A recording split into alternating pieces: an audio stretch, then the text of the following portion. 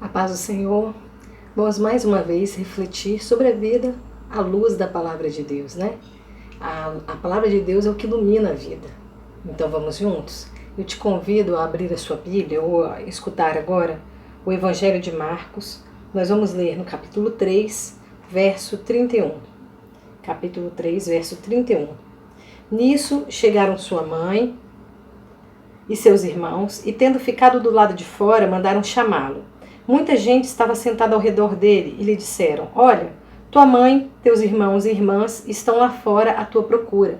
Então ele lhes respondeu dizendo: Quem é minha mãe e meus irmãos? E, correndo o olhar pelos que estavam assentados ao redor dele, disse: Eis minha mãe e os meus irmãos.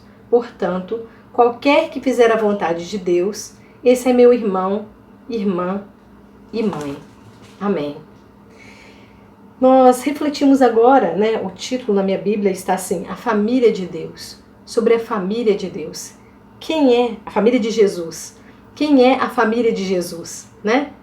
Esse Deus encarnado, né? Que a gente chama Jesus. Quem é a família de Jesus? Se uma pessoa desavisada ouvisse isso aqui agora, provavelmente ficaria perplexa com essa passagem. Como assim? Jesus estava negando a sua própria família? E essa pessoa desavisada ficaria mais espantada ainda desse sermão estar sendo ministrado assim pela internet, né? Onde todos possam ver. Nossa, mas que escândalo, o que está sendo dito aqui? Mas não é nada disso. Jesus ele não rejeitou a família dele. E hoje nós sairemos daqui, após refletir sobre essa passagem, compreendendo esse ensinamento maravilhoso que Deus tem para nós através delas, né? Se a gente voltar um pouco no texto e observar todo o capítulo 3 até aqui, nós veremos os seguintes acontecimentos. Você pode ler ali na sua Bíblia que você vai ver isso que eu estou falando. Em primeiro lugar, Jesus curou num sábado, o que levou os fariseus, os herodianos, a conspirarem para matá-lo. Porque sábado é um dia santo, né? É o dia do descanso, né, do Senhor, é o dia da adoração, é o dia segundo o mandamento, né, o quarto mandamento, um dia santificado. E alguns judeus mais radicais entendiam que não se podia fazer nada no sábado. Mas Jesus curou no sábado, né? É lícito fazer o bem ou fazer o mal no sábado? Ele ensinava isso, né? Deus quer misericórdia, não sacrifício. Então Jesus curou no sábado e as pessoas conspiraram, esses radicais, para matá-lo, porque o sábado é o dia de descanso e nenhuma obra para alguns poderia ser feita. Depois ele retirou-se com os discípulos para o mar, sendo seguido por numerosa multidão. Ajuntou-se ainda àquele grande grupo uma enorme multidão de outras cidades que, sabendo dos milagres, vinha ter com ele. Depois, após efetuar muita cura e libertação no meio de todo aquele povo, ele escolheu alguns e subiu ao monte, e assim designou seus 12 discípulos. Finalmente, cansado dessa maratona, Jesus foi para casa. Mas a multidão afluiu novamente, de modo que ninguém em sua casa conseguia comer, nem ele e nem os discípulos recém-escolhidos. E diz o verso 21 que essa situação levou os parentes de Jesus a saírem para prendê-lo, porque achavam que Jesus estava fora de si, que estava louco, que estava fanático. E para trazer ainda mais confusão a esse cenário, os escribas diziam que Jesus estava possesso por Beelzebu, e que pelo maioral dos demônios é que expelia os demônios. Então, todo esse cenário aqui, tá, que vocês podem vislumbrar, essa confusão, vamos dizer assim, né, essa coisa difícil aconteceu antes dessa passagem que nós lemos. Então vamos visualizar essa cena, né? Depois de um dia exaustivo, em que efetuou cura, foi perseguido pelos religiosos, foi seguido pela multidão, efetuou mais cura e libertação, ele escolheu os seguidores dele, os 12 discípulos, ele está em sua casa cansado e com fome.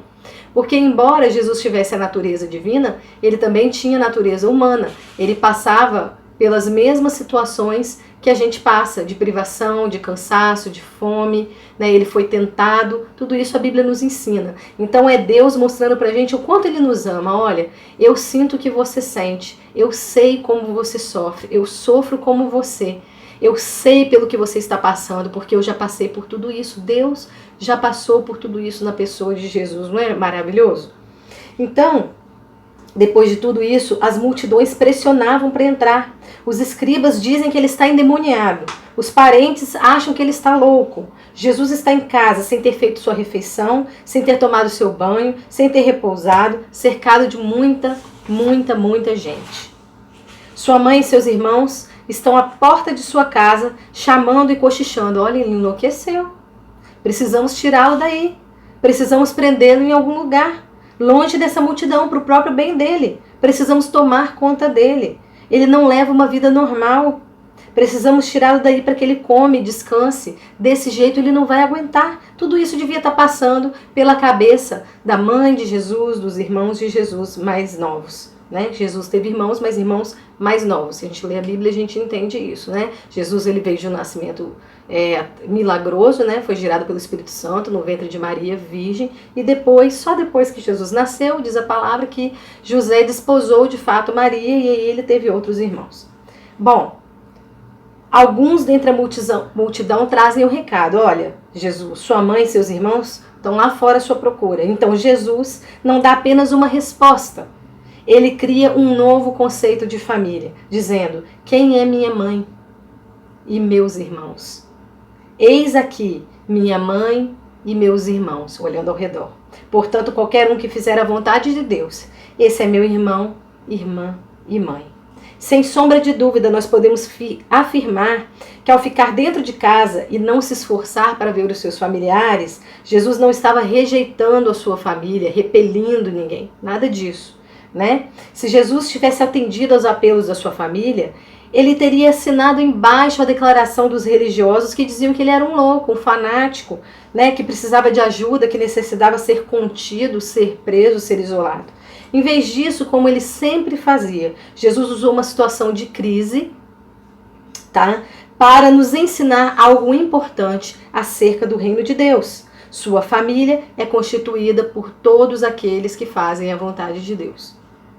E naquele momento, ele se sentia mais próximo de publicanos e pecadores que creram nele do que de Tiago, José, Simão e Judas, que conforme Mateus 13:55 são seus meio-irmãos ainda não convertidos. E nós aprendemos lendo a Bíblia que lá na frente, né, Tiago vai ser um dos primeiros líderes da igreja, né? Ele teve um papel importantíssimo no cristianismo, né? Então, nessa passagem, ele vai se converter, né? Nessa passagem, nós percebemos que muitas vezes os servos de Deus não são compreendidos por seus contemporâneos ou mesmo por sua própria família. Certo? Mas Jesus não estava dizendo que Mas com isso, Jesus não estava dizendo que os cristãos devem abandonar suas famílias. Ele está nos trazendo dois conceitos radicais. O primeiro conceito é que o cristão deve colocar o amor a Deus e a vontade de Deus acima de todas as coisas. Nós devemos cuidar das nossas famílias, mas não devemos permitir que mesmo um ente querido nos afaste de Deus. Muitos de nós, quando nos convertemos, enfrentamos estranhamentos dentro da família. E embora respeitemos os nossos familiares, nós não podemos nos afastar de Deus ou das decisões tomadas pelo reino de Deus em função da opinião dos nossos familiares. Nós não devemos abandoná-los, não devemos desrespeitá-los, nós também não devemos desistir do nosso alvo, que é Jesus. Do contrário, como que eles se converterão e crerão, né? Então, eles precisam que estejamos firmes e que os impactemos pelo nosso testemunho, pela nossa conduta de vida. O segundo conceito que Jesus traz com essa passagem é que a partir do momento que nós nos convertemos, nosso conceito de família precisa ser ampliado. Então, se você hoje está isolado da sua comunidade de fé, isolado dos seus irmãos em Cristo, saiba que ainda assim há uma multidão de crentes fiéis da igreja verdadeira, seja em que denominação esteja, pessoas que você nem conhece, mas que são a igreja de Cristo e que um dia todos nós somos uma grande família e um dia estaremos reunidos, né? Você que participa de uma comunidade de fé vai estar reunido na sua comunidade de fé novamente um dia. E mesmo aqueles cristãos que você não conhece, um dia lá na glória você vai conhecer. Eles são seus irmãos em Cristo. Nosso conceito de família, então, não é só a família de sangue, né? É a família daqueles que creem em Jesus, daqueles que foram adotados como filhos de Deus, por conta de terem aceito Jesus como seu único e suficiente Senhor e Salvador. Se ao longo da sua vida, né, você sempre compreendeu, respeitou sua esposa, seus maridos, seus filhos, seus pais, isso é ótimo, mas você pode saber que a partir do momento que você se converte, você tem mais pais, novas mães, novos irmãos e irmãs. E não basta chamarmos essas pessoas de irmãos, né? Eles precisam ser tratados, serem cuidados, né? Como nós cuidamos da nossa própria família. Então, mesmo que distantes, nós precisamos cuidar, orar uns pelos outros, fazer contato por telefone, pelo WhatsApp, manter esse vínculo. Esse cuidado com as pessoas da comunidade de fé, ele não deve estar centrado na lei da ação e reação. Eu vou fazer, ele vai fazer por mim. Se ele me tratar mal, eu trato mal. Se ele me trata bem, eu trato bem. Esse cuidado não tem a ver com merecimento, mas deve ser com base na graça de Deus, na aliança que Deus fez com cada um de nós, colocando-nos como membros, como integrantes de uma mesma grande família. Se você tem uma aliança de comunhão com essas pessoas, né, você tem também, como eu disse, uma comunhão, uma aliança com cada cristão espalhado pela face da terra, né, onde estiver. Então, a partir do momento que um pecador crê em Jesus como seu Senhor e Salvador, essa pessoa passa a fazer parte da família de Deus e logo passa a fazer parte da minha família e da sua família também. E se é da minha família, eu preciso ensiná-lo, eu preciso orar por ele, eu preciso acudi-lo em suas necessidades materiais, eu preciso ajudá-lo nos seus sufocos diários, mesmo que longe, eu preciso amá-lo independente. O povo hebreu, o povo judeu, ele se fortaleceu ao longo da história por causa dos mandamentos de Deus voltados para a comunhão entre eles, né? Cuidem das viúvas dentre o meu povo, cuidem dos órfãos, que não haja pobre no meio de vós, necessitados, não empreste ao seu irmão com juros, certo? Então nosso grande desafio hoje, num mundo individualista, num mundo materialista, é nadarmos contra a corrente e nos importarmos uns com os outros. É estendermos a mão a um irmão que se vê apertado em dificuldades, gastarmos o nosso tempo orando por essa pessoa e nos relacionando com ela, né? Isso às vezes pode ser muito difícil, pois na família nós não encontramos apenas amor e compreensão, né? Mesmo na família de sangue, nem sempre nós damos o amor e o respeito que teríamos que dar e nem sempre recebemos também isso. Mas a mudança começa em mim, em você, em cada um de nós, né? A gente precisa ser a mudança que a gente quer ver no mundo, né? Essa frase já é até batida.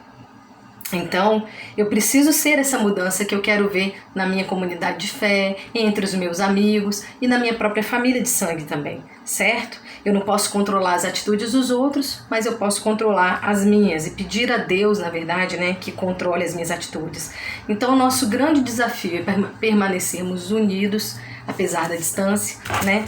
E nos amarmos, cuidarmos uns dos outros, apesar das nossas diferenças também. E é assim que nós vamos impactar a sociedade, né? Foi nesse movimento, né, esse movimento de amor que promoveu grandes avivamentos na igreja. As pessoas vendo esse amor lá fora, elas querem entrar, elas querem fazer parte desse corpo de Cristo, né? Afinal de contas, Deus é amor. Então é assim que a gente pode impactar a sociedade e fazer diferença nos nossos dias. Diz a palavra em Marcos 12, 30, 31. Amarás, pois, ao Senhor teu Deus de todo o teu coração, e de toda a tua alma, e de todo o teu entendimento, e de todas as tuas forças. Este é o primeiro mandamento. E o segundo, semelhante a este, é: amarás o teu próximo como a ti mesmo. Não há outro mandamento maior do que estes. Marcos 12, 30, 31. Bom, quem é o nosso próximo? Quem é essa pessoa que Jesus deseja que amemos, né? Em meio a uma sociedade que valoriza a satisfação imediata de todos os nossos desejos, não importando a quem possamos ferir, nós somos desafiados pela palavra de Deus a amar, a nos unirmos, né? A perseverarmos na tolerância uns com os outros. Certo? Então, desde que criou o primeiro homem e a primeira mulher até os dias de hoje, o propósito de Deus é se relacionar com o ser humano, é formar essa grande família em que ele se relaciona com cada um de nós. Da mesma forma, ser integrante da família de Deus não tem a ver com ser membro de uma igreja, né? Fazer parte dessa família de Deus tem a ver com relacionar-se profundamente com Deus e fazer a sua vontade. É o que a gente aprendeu ali na palavra, né? É preciso fazer a vontade de Jesus, certo? Então é preciso também amarmos uns aos outros. Adoramos a um Deus que é comunhão. Comunhão entre 3 pessoas, Pai, Filho e Espírito Santo. E esse exemplo perfeito de relacionamento, de comunhão, ele deve ser a base de para cada um de nós, na nossa família de sangue, na nossa casa, onde passamos cada vez mais tempo, e também com os nossos amigos e também com a nossa família de fé, né, que é o centro aqui dessa mensagem. Então, nesse relacionamento com a família de fé, nosso objetivo deve ser sempre amar. Um amor como o amor de Deus, que se baseia na graça, né? Não em interesses, que não é somente um sentimento, é uma atitude, é uma escolha, né? Eu escolho te amar, né? Você escolhe me amar. Há pessoas que a gente conhece, que estão na família, que fazem parte da família de Deus, que tem uma família numerosa, muitos tios, primos, muitos amigos, mas há pessoas que são muito sozinhas, né? Que não têm tantos parentes, e que nesse momento assim, de isolamento talvez sintam falta, né? Mais do que os outros que têm assim, muitos filhos ou muitos irmãos dentro da mesma casa, ou às vezes até mora com um primo, com um tio, mas que tem mais gente em casa. Essas pessoas sentem falta desse acolhimento. Então a gente precisa de uma atenção redobrada por essas pessoas. Essas pessoas que têm famílias pequenas, há viúvas, há órfãos, há pessoas que precisam de amigos, que precisam de um contato, de um telefonema, né? Pessoas que vivem em lares cujos membros, os demais membros não são convertidos, então sentem falta dessa conversa sobre Deus, dessa comunhão, desse orar junto. Há pessoas que chegaram na família da fé há menos tempo, que precisam ser apoiadas, ensinadas. Alguns anos atrás, eu participei como aluna do curso de evangelista da Igreja Metodista e eu achava que estava fazendo algo para o Senhor, que eu estava ali para servir. Mas nas aulas eu fiz amizade com uma pessoa, uma jovem senhora, que 3 anos depois a minha mãe faleceu, e essa irmã em Cristo foi assim, de grande ajuda, foi um grande suporte para mim. Se chama Luzmar Vieira Barbosa, ela é evangelista, e ela me ajudou muito, ela foi um esteio, assim, um suporte muito grande. E eu entendi que às vezes a gente acha que está num lugar para servir a Deus, e na verdade Deus está colocando um banquete para que a gente seja servido. Basta a gente estar no lugar certo na hora certa, ou seja, estar no centro da vontade de Deus, que Deus tem muito para fazer pela gente, mesmo quando a gente acha que está fazendo algo para o reino dele, na verdade a gente também está se beneficiando, talvez até mais, certo? Então ele sempre nos serve, porque Jesus, ele disse, ele veio para servir e não para ser servido, né? Mas para isso nós precisamos estar no lugar que ele quer que a gente esteja, para conhecer as pessoas certas, para passar pelas situações certas, né? Pessoas que te dão o abraço que Jesus te daria naquele momento, que foi o que eu recebi, né? Uma pessoa que me recebeu várias vezes na casa dela, me ouviu e cuidou de mim. Em Mateus 19, 27 a 30, Pedro pergunta ao mestre: eis que nós deixamos tudo e te seguimos, que receberemos? E Jesus responde: todo aquele que tiver deixado casas, irmãos ou irmãs, ou pai ou mãe, ou mulher, ou filhos, ou terras, por amor de meu nome, receberá 100 vezes tanto e herdará a vida eterna. Você que faz parte do reino, você tem uma família numerosa que Deus te dá para que você ame e cuide, e também para que seja amado e cuidado por ela. E se você ainda não faz parte dessa grande família de Deus, que é muito mais abrangente que a sua própria família, você pode fazer. Você pode, basta você aceitar a Jesus como seu único e suficiente Senhor e Salvador.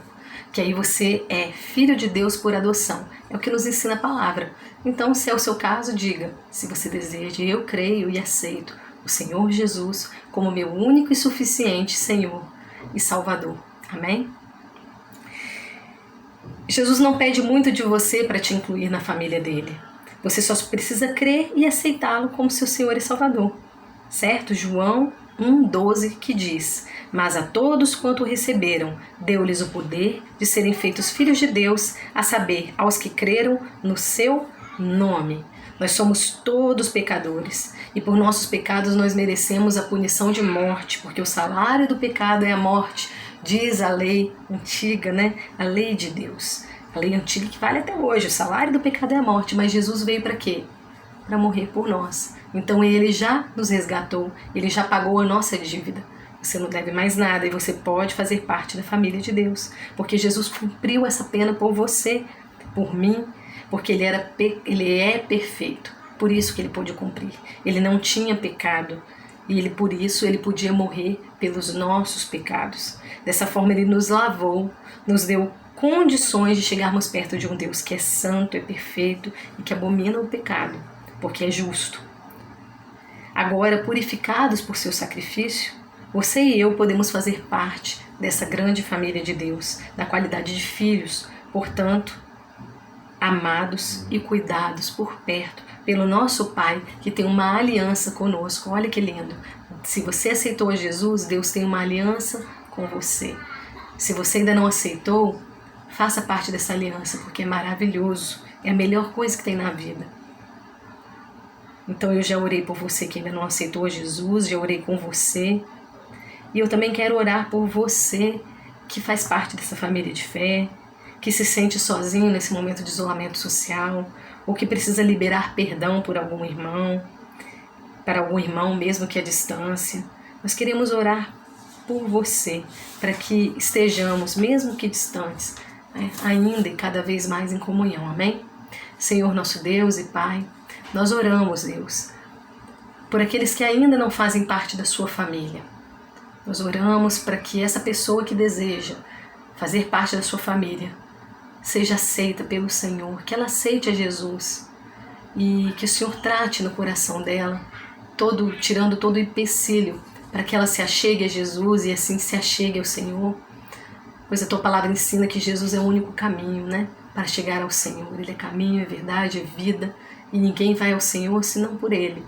Então, tira toda barreira, todo impedimento, para que essa pessoa que está ouvindo agora consiga se achegar ao Senhor.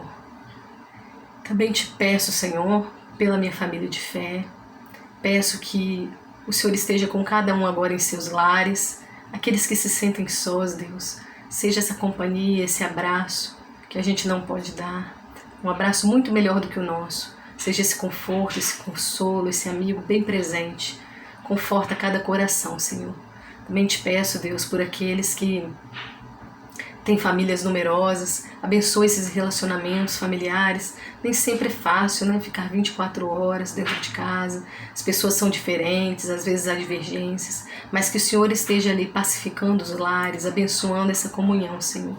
Também te peço, Deus, pela comunhão da tua igreja, onde quer que esteja, onde quer que se reúna, que nós estejamos em comunhão nessa hora, em oração, clamando juntos e recebendo a proteção do Senhor, a graça do Senhor, o perdão do Senhor, o amor do Senhor, que a sua presença, Deus, esteja sempre muito forte em cada lar. Também peço, Deus, pela nossa família de sangue, abençoa, Deus, em nome de Jesus, cada um, protege, Senhor, cuida, guarda a nossa família de sangue, guarda a nossa família de fé, livra da tentação e do mal. Em nome de Jesus nós oramos. Amém.